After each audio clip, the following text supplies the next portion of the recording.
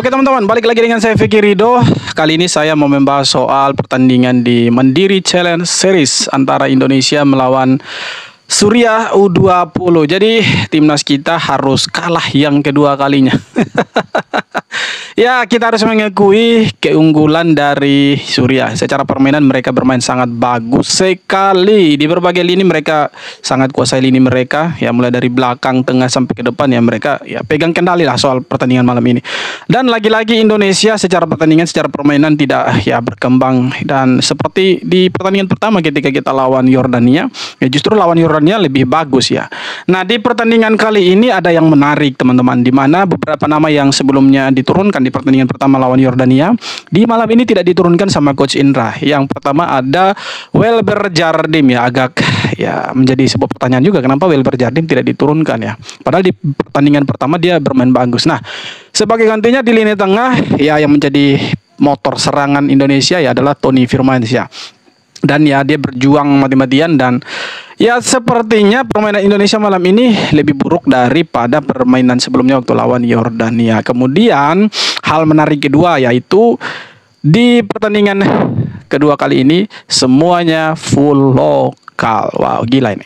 Jadi semua pemain lokal dan saya pikir permainan mereka sekali lagi ini bukan ya kita mau mendiskreditkan pemain lokal, tapi ya kita lihat yang ada di lapangan memang faktanya seperti itu teman-teman. Di mana ketika mereka pegang bola itu ya pemain-pemain yang lain kurang membuka ruang ya. Contohnya Tony Firmansyah pegang bola, pemain-pemain yang lain ya kurang membuka ruang. Makanya ketika di pressing mereka itu justru panik. Nah, ketika mereka pegang bola, timnas anak-anak Indonesia ini pegang bola, nah itu mereka back pass, back pass, long ball, pass, back pass, long ball. Jadi ya seperti itulah, hanya monoton saja serangan-serangan mereka dan mungkin hanya sekali atau dua kali timnas Indonesia U20 melakukan kombinasi serangan ya itu pun berawal dari ya Doni Tripamungkas yang mengacak-acak pertahanan dari Suriah. Nah, kemudian ya kita sekali lagi tengah kita kalah, kemudian kita tidak berani untuk menusuk ke pertahanannya Suriah. Lagian juga Suriah bermain dengan ya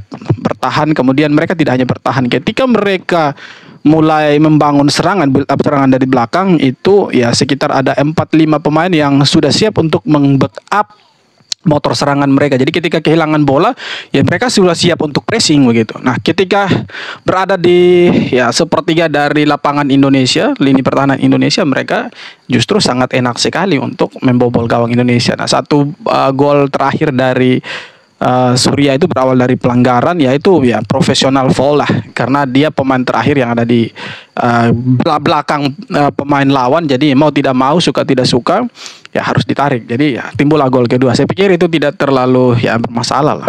Tapi yang menjadi persoalannya ya dari dua pertandingan ini tidak ada perkembangan sama sekali menurut saya, karena ya lebih bagus di pertandingan pertama daripada di pertandingan malam ini. Karena ya pas, back pass, long ball ya itu aja.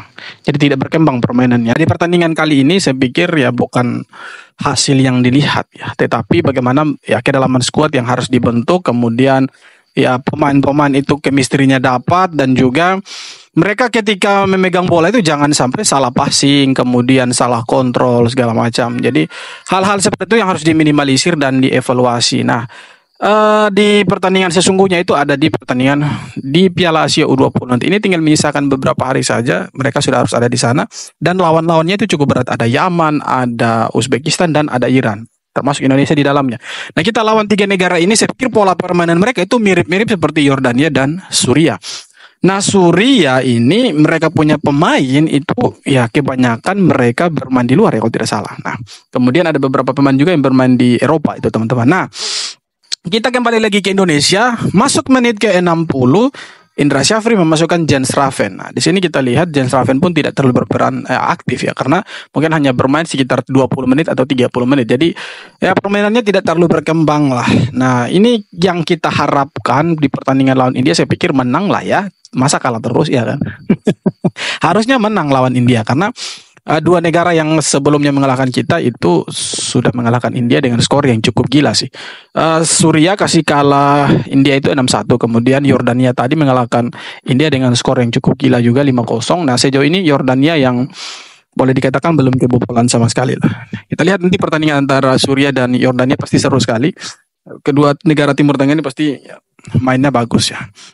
Nah, kita kembali lagi ke timnas Indonesia kita. Masih banyak yang harus diperhatikan, masih banyak yang harus dievaluasi, yang menjadi catatan itu banyak sekali di mana pemain-pemain masih melakukan kesalahan-kesalahan dasar elementer di mana salah passing, salah kontrol, kemudian finishernya tidak ada, ya kan. Jadi ya membosankan lah. Harapan kita lawan India harus ya setidaknya menang lah ya. Walaupun uji coba setidaknya jangan kalah terus begitu. Karena nanti dipertanyakan sama netizen Indonesia, kok kalah terus? Bagaimana strateginya? Apakah tidak ada kombinasi serangan, strategi lain, plan A, plan B, plan C? Apakah tidak ada seperti itu? Ya jadi permainan yang monoton-monoton saja. Masuk ke babak kedua, Indra Syafri melakukan ya pergantian strategi lah. Ya mungkin di 2-3 menit awal babak kedua mungkin ya berhasil lah game plan dari Indra Syafri, tapi nah masuk menit ke 50 55 saya pikir ya justru kembali lagi pas back pass long ball dan hasilnya kita tidak bisa cetak gol. Oke teman-teman, jadi itu dia pembahasan singkatnya dan ya kita harus mengikuti keunggulan dari Suriah ya, permainan mereka itu ya larinya cepat, kemudian bodinya juga kuat.